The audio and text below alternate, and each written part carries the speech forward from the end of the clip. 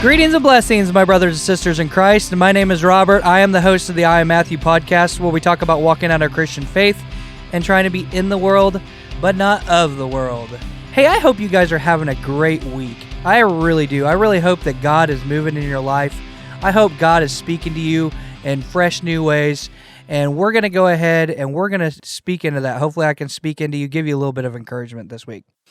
So, like I said, the last couple, we're kind of walking through some fruits of the Spirit. We're not going in order. Of course, the couple weeks ago, I believe we talked about peace, and we talked about love, and the one and this is what's really funny. So, I'm gonna like I've always done is I've always been honest to you on the podcast. So one of the things that I've really been struggling with, and I could use your prayers. I am not too prideful to think that I can do this on my own. I definitely need all the prayers I can get. But one of the things that I've just noticed is that I've always had an anger issue. So whenever I inherited that from my mom, I think. I don't know if you want to call that a generational curse. If you believe in a generational curse, I certainly do. Anger can definitely be one of those. I just have anger issues, and I've tried giving it to God, and you know what? Sometimes it can get frustrating. And I want you to understand that sometimes you can say, okay, God, I don't want this anymore. And it just feels like you keep struggling with it. And I think that there are times where God can absolutely take things away from you. I think if God really wanted to, he could take my anger away from me. He could allow me to not have to be angry anymore. Whenever I became a Christian, there were things that God took away from me. I just had no desire for anymore. One of those things is, for the most part, I listen to Christian music now. I don't listen to everything that I used to listen to, and I believe God took that away from me. And the thing is that what I had, and what my excuse is that I would much rather be worshiping God with my voice than worshiping anything else. So, and it was just a conviction of mine, and it's something that God took away from me. And for anybody that knew me BC, man, I listened to all kinds of music. In fact, people would be amazed by everything I listened to. I listened to pretty much everything under the sun. I listened to rap, I listened to rock, I listened to punk, I listened to classical, I listened to the Vitamin String Quartet, if you guys ever heard that. I listened to everything. Pop, I listened to everything. And God took that away from me. And so I know that God can take things away from you. And I believe that sometimes God can keep things with you and make you work through them yourself. He's given you the strength, he's given you everything that you need, he's given you the tools, but he's letting you come out of it, and then that way you have a greater appreciation for it. And I believe that there are things in my life that I definitely struggle with every day, and I think God's working them out of me. I'm going to be honest with you. I still lust, and that is very hard for me, because I know how destructive that is, and the fact that I still have that struggle inside of me, it hurts. It hurts that I don't want it, and I know that God is using that, and I know God is walking me through it. It's just a struggle. I just know that it can't overpower me anymore, and the thing is that you may have something that you're struggling with, and you may say, okay, I'm a new creation, and you still have things that it just thoughts seem to enter your mind towards it, and you just got to realize that, yes, while you're thinking about it, it doesn't own you no more. And that's what, the devil likes to say, okay, well, it still owns you, it still has control over you. And the thing is that when God shows me what he brought me through, I can turn around and say, no, devil, that doesn't control me like it used to. And so I'm very thankful for that. And another thing that I struggle with is anger and outbursts of anger. And I wish I didn't. I think we've talked about that on this episode. I hate it. I especially hate it when it's toward my wife and daughter. And I don't like being an angry person. I never liked being an angry person. I always liked being the happy-go-lucky, could tell you a joke, just very laid back kind of person. That's who I like to be. But and then I just noticed that I've just gotten so angry. And I think really honestly, if I sit here and I'm honest with you, I think half the time whenever I really truly get angry is because I cut myself so short on all the time. Like I try to make sure that no time is wasted. And then whenever something happens, I know, and my first mind is, oh, well, that's going to make me have to spend time doing this or doing that. Or, okay, I could possibly, now I'm going to have to exert myself more because now I got to take care of this along with that. And I didn't plan on doing that. And I think that's really where my anger comes from. And it's wrong. I know that it's wrong. But sometimes stuff just creeps on me, and my old BC like to get angry quick me just comes out, and I don't like being like that. And why are you talking about this, Robert? Aren't we supposed to be talking about fruits of the Spirit? And I'm going to talk to you about a fruit of the Spirit. A fruit of the Spirit that I am continuing, because what is the opposite of anger? When you're angry towards somebody, what is the opposite of that? So basically, if I turn down the anger, what do I have to turn up? Or what has to turn up for the anger to turn down? And that is the fruit of the Spirit, and it's called gentleness. Okay, gentleness. And it's in there. If you look up in the fruits of the Spirit, it's in there. It's gentleness. And I want to be more gentle. And you may say, well, you're a dude, man. You can't be more gentle. And the thing is, it doesn't matter if we're dudes or not. We can always... We are Christians, okay? And Paul says that the fruit of the Spirit produces these things. Gentleness is one of them, okay? So yes, you can be a dude and you can be gentle. There's nothing wrong. There's nothing wrong with being a dude and exhibiting gentleness, okay? For a female, of course you can exhibit gentleness. And it's expected of you to produce gentleness. For a guy, it's like, that's weird, being a gentle. Well, you know what? We're called gentlemen. So why can't we exhibit a little gentleness? Okay, it is possible. We exhibit the same fruit as our female counterparts. Okay, so, but I was just thinking about this gentleness because, and I'll kind of share with kind of what's going in my life in my life. So, I've had so many times where I've gotten angry, and it's over stupid stuff. I'm gonna be honest with you. Sometimes I blow a lot of stuff way out of proportion. And half the time when I come down off of being so upset, I realize, you know what? It wasn't even worth it. It wasn't even that important. And you know what? I hate blowing it in front of my wife, in front of my daughter.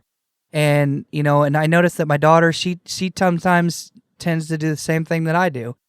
And I know where she got it from. It's something that she learned, and that's that person that she learned it from, unfortunately, was me. And I don't want that for her. So I was speaking to God the other day, and God said, you know what you need to do? I don't know if you've heard of this. This is kind of a roundabout story, but I'm going to get to where I'm talking about. So, one of our ladies at church, she talks about what's called a good things jar. And I recommend this to anybody. We're just starting to get into it. And I mean, we've had one for like a couple years now, but we've hardly wrote anything in it. But what it is basically when something good happens to you, you write it down, scrap piece of paper, and you throw it in this jar. And at the end of the year, you pull out everything and you read it. That's how it's supposed to work. And we haven't done that. And the lady at church, she swears by it. She does it with her family, and it just sounds amazing. So I really wanted to start doing. I really want to do that. I really want to contribute to this good things jar. And kind of, I was thinking about that, and I was thinking about this. I don't want to be angry towards my family, and have you ever been to a workplace where they had, or anywhere where they have what they call the swear jar, where if you say a cuss word, you got to put some money into the jar, okay, the swear jar. Well, I thought about that, and it kind of clicked in me. What if we came up with a keep calm jar? And basically, what the concept is that when somebody in the house is to snap in anger for no reason, they got to put money in the jar. And I'm like, okay, well then in the end, what does the money go to? And I'm like, well, how about somebody spends it? How about somebody gets to spend it? Somebody random gets to spend it. Well, I'm like, okay, well, how are we going to randomly get somebody to pick what who's going to get to spend this money? And then that's when it came up with this. If we started using the good things jar, okay, and my wife, she got different color paper for every person, so we all have different colors, so it'll be nice and colorful. But we'll know who wrote the individual thing. And I said, okay, this is what we're gonna do. We're gonna do this keep calm jar. Every time we snap in anger, you gotta put 25 cents in. And my thought process is, if it gets worse, we'll put more in. We'll make it hurt. I mean, if we have to, we'll make it hurt in order to be able to keep calm. And that's not just at home. Like today, there was a couple times I was on the road and slick, and I just, I got upset about something, and I'm like, man, I gotta put a quarter in the jar when I get home. And I know I'm doing that. I'm being accountable. I'm being real. The thing is, so whenever we put the money into the keep calm jar, so then how are we going to figure out who gets it? Well, at the end of the year, and this is going to encourage us to do the good things jar. Every good thing, that God is doing in our lives, write down on a piece of paper, put it in the good things jar. And then that also gets, so how I designed it was, or how I talked about it is that this would give you a better opportunity to win whatever's in the keep calm jar. So basically what we do is we take all the things in the good things jar, and after we read through them, we'll put them in a hat. And so if you wrote 50 good things down this year, guess what? That gives you 50 chances to win the keep calm jar. And that's what we decided to do. And the thing is why I say all that is because we talked about, Jesus said that if something causes you to sin, you should pluck it out. What he's basically trying to say is be extreme. And I'm trying, and maybe this isn't extreme, but it's a way that I spent time with God and felt like this is something that I can do that can motivate me to keep calm. And I want to keep calm. And the thing is honestly, it has helped me in times to keep calm, because I don't want to put the money in. I don't want to take the money away and put it in there. I want to keep calm. I'd rather keep calm than put 25 cents in the jar. And so, and it's working. So I think that it's been very helpful, but I want to be more gentle. I want to reflect Christ. Christ was gentle. And, I was going through the Bible this morning. I was looking at, when is gentleness used in the Bible? And the first thing that came up, well, of course, after the fruits of the Spirit, is Paul in Ephesians 4, verse 1. He says, "Therefore I, prisoner in the Lord, urge you to walk worthy of the calling you have received, with all humility and gentleness, with patience, bearing with one another in love, making every effort to keep the unity of the Spirit through the bond of peace." And you know what? I think that's just beautiful. Of course, if you really listen to that, he's talking about a lot of fruits of the Spirit, that we need to walk worthy of the calling that we've received, with all humility and gentleness, with patience, bearing with one another in love. And that's just, and then the next one it came up was Titus. It says, and this is, again, Paul talking to Titus. He says in Titus 3, I'm going to start in verse 1, "Remind them to submit to rulers and authorities, to obey, to be ready for every good work, to slander no one, to avoid fighting, and to be kind, always showing gentleness to all people." Now, Titus is part of what they call the pastoral epistles, and it kind of helps you with how a church should function, and some of the members of the church, the leadership of the church. And so he's talking about men. So men, you got to realize that he says, submit to rulers and authorities. We need to obey. We need to be ready for every good work, and we shouldn't slander anyone. Man, that's convicting, because there's times where I'll say something, it'll be silly, it'll be off the cuff, but what I'm doing is slandering someone, and it's not right. And he says to avoid fighting. Men, we need to avoid fighting, and to be kind, always showing gentleness to all people. Men, I want to ask you a question. I know I'm talking about men, but we'll talk about the ladies. When's the last time that you were gentle towards your wife, towards your children? When was the last time you showed? When was the last time that gentleness was a very prominent part of who you are? And you know what? I'm telling you, I'm sitting here, you just heard me. I don't get it right. I don't get it right a lot. But we need to work on it. We need to work on it because God wants us to continue to move forward. He wants us to continue. He wants us to be gentle. That's why it's a fruit of the Spirit, because as we spend time with Him, God's Spirit will make us more gentle. Do you realize that? You know that fruit of the Spirit, the love, joy, peace, patience, kindness, faithfulness, goodness, gentleness, self-control. Against such things there is no law. Those things I would love throughout these weeks where we're talking about the fruit of the Spirit. I would love to give you 10 easy steps in order that gentleness and love and joy and peace and all the others would become more prominent in your life. I ain't got 10 steps, okay? I got a couple, though. Number one, this isn't some self-help 10 steps to a better you, okay? But I can give you some steps that, and the thing is, it applies for all of them. Love, joy, peace, patience, kindness, all of the fruit of the Spirit. I can give you some steps on how to make this more prominent in life. You say, man, Robert, how can I be a more gentle husband? Okay, you ready? Here's step number one. Spend more time with God. And you may say, well, that sounds kind of silly and very simple. It is. It really is. But you know what? That spending time with God means you're not spending time with something else. Okay? And the thing is that I know that it's simple. And the thing is I'm preaching to myself at the same time I'm preaching to you guys. If you want to become more gentle, more loving, more patience, the one that everybody thinks that, we'll talk about that one later. I won't get into it. But you want to be more gentle? Number one, spend more time with God. Because the more time you spend with God, the less time you spend with everything else.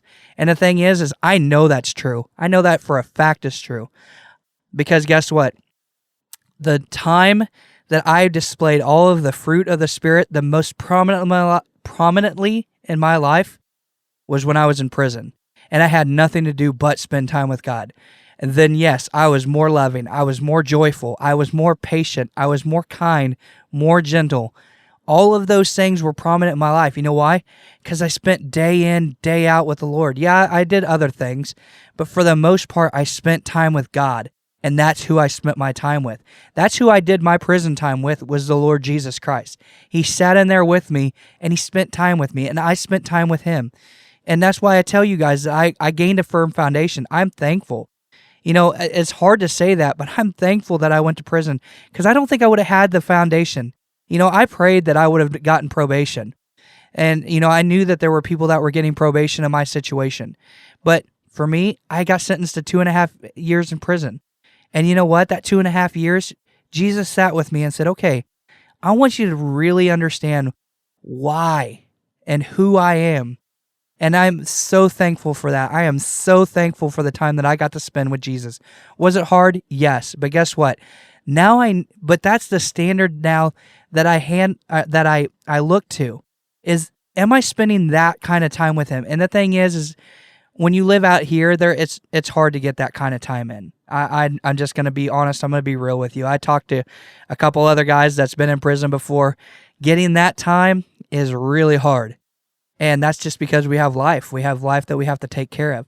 But you know what? There's time that we waste. There's always time that we waste. And there's time that we could be spent doing better things. So I'm so thankful that, God set me down in there and He taught me to be gentle. Okay. So number one, if you want these fruit to be active in your life, number one, spend time with God. Okay. 2 kind of goes right along with it. You know what that is? Pray to Him. Seek His face. Seek His face. Seek the throne room of heaven. That's how the Spirit, when you ask God, you say, God, give me more of your Spirit. And that fruit is a byproduct of His Spirit. So you say, God, give me more of your Spirit. He's going to give you more of His Spirit. I'm just telling you, these things, they work. You spend time with Him, you read, and guess what? And another one is, and I'm going to be real honest with you, another one, fellowship with other believers. And you may say, well, I don't like the church. Well, you know what? It's kind of hard for you to not like the church because that's Christ's bride. That's His wife. Have you ever went up to somebody and say, man, I really like you. I really do. I hate your wife, though. I hate her. She is so, oh my God. I want you to do that. I want you to go up to somebody. I don't want you to do that. But seriously, think about that. If you walked up to a man, okay, if you walked up to me and you said, man, I really like you, Robert. I really do. Your wife, she's a bit much though. Do you think I'm going to be having more conversations with you? No. You know why? Because I love my wife. My wife and I are one. We are one flesh. I love her to death. And if you have a problem with her, you have a problem with me. And Jesus is the exact same. Jesus says, look, you have a problem with my bride, you have a problem with me.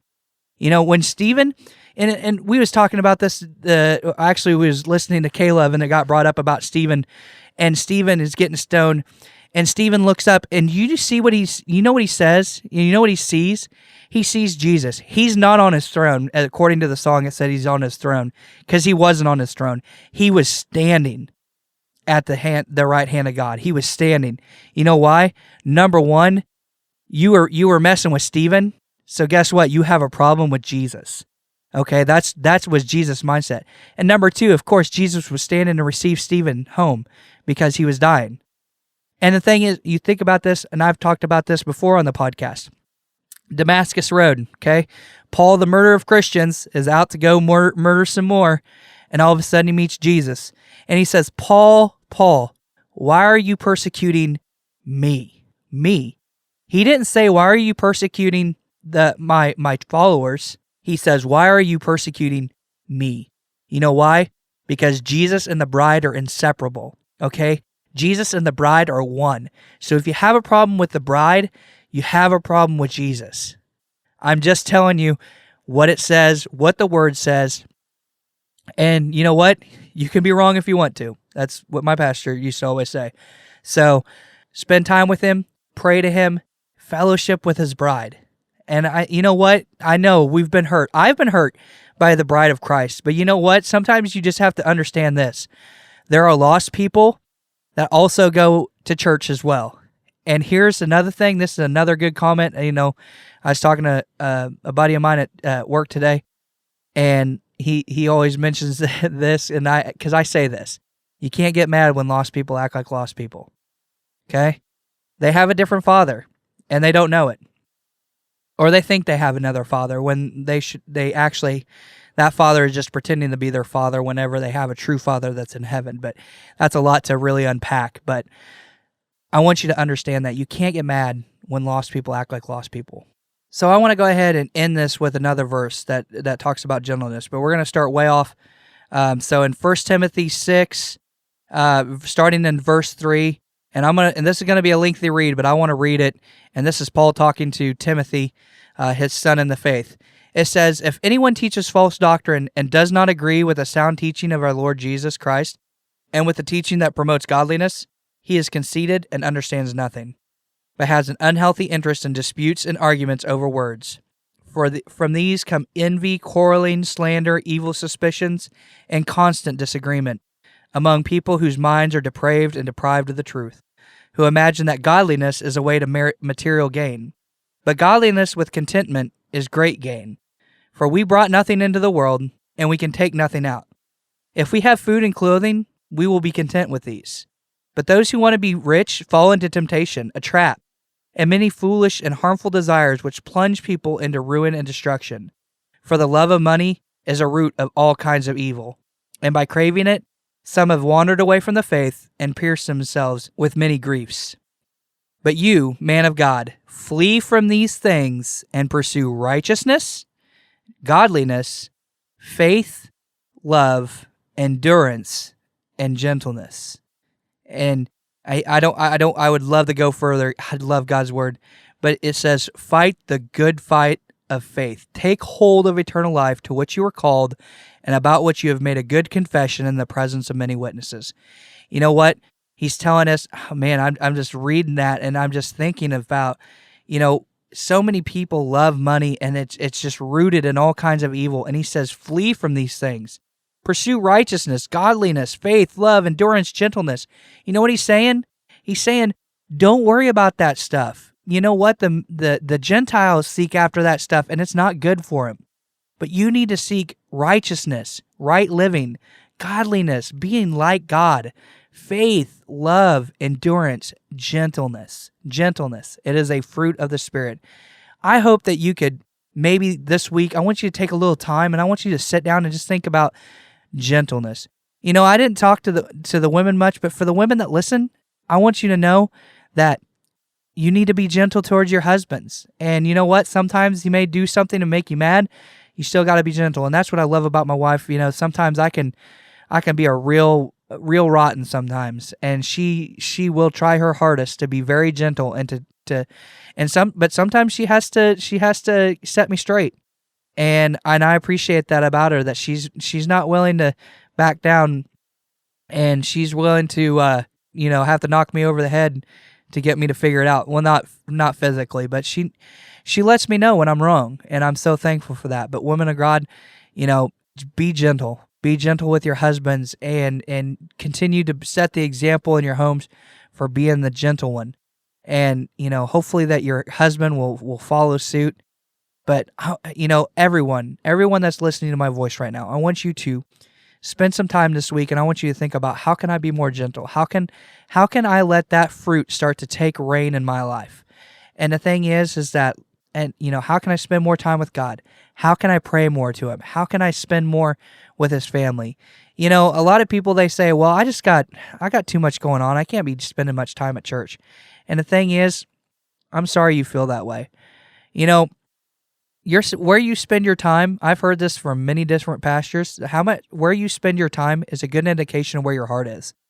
And I'm not trying to brag. I'm just trying to tell you where I spend my time. Monday nights, it's at church. Tuesday nights, it's with my discipleship group, which is going great. I think we're going to have 2 more guys starting tomorrow night. It's going to be awesome. But discipleship group, talking about Jesus. Wednesday night, whenever we have it, it's not snowing, and, I'm feeling all right, and my wife's feeling okay. Connection group.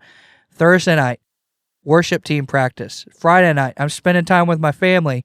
Saturday, I spend time with my family, or if there's any sort of events going on, normally that's the day that I do it. Sunday, I got church. Sunday night, I spend it with my family, and then we're back to Monday. I want you to think about my schedule. Where is my heart at? And you know what? I'm just showing you where you spend your time is a good indication of whose you belong to. And I'm telling you, I don't have to go very far to know who I belong to. Do I struggle? Yes, I struggle. I'm not perfect. You're not talking to a perfect Christian here. Okay, I still struggle. I just told you I have anger issues and I have lust issues. Okay, so yes, even though I spend all that time every week at church and spending time with my brothers and sisters, I still struggle with those 2 issues. You know why?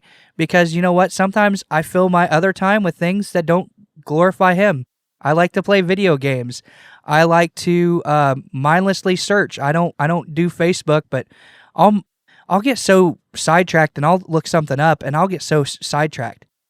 But I want you to know, if you really want to become more gentle, if you really want the fruit to reign in your life, spend time with Him, pray to Him, spend time with His family. Well, guys, I am so thankful you guys decided to check out this podcast. Hey, would you do me a quick favor? If you are not following us, go ahead and follow us on Spotify or Apple Podcasts or wherever you're listening to this at. Also, if you are not following us on your favorite social media, please do that. And also, I forgot to tell you, next Monday, I will be at the Celebrate Recovery at the Bethany Baptist Church in Marceline, Missouri. So if you guys listen, you're going to come out and listen to my testimony, I would appreciate it. Come and support me. Let me encourage you. I love you guys. Have a great rest of your week. Thanks for listening, and God bless.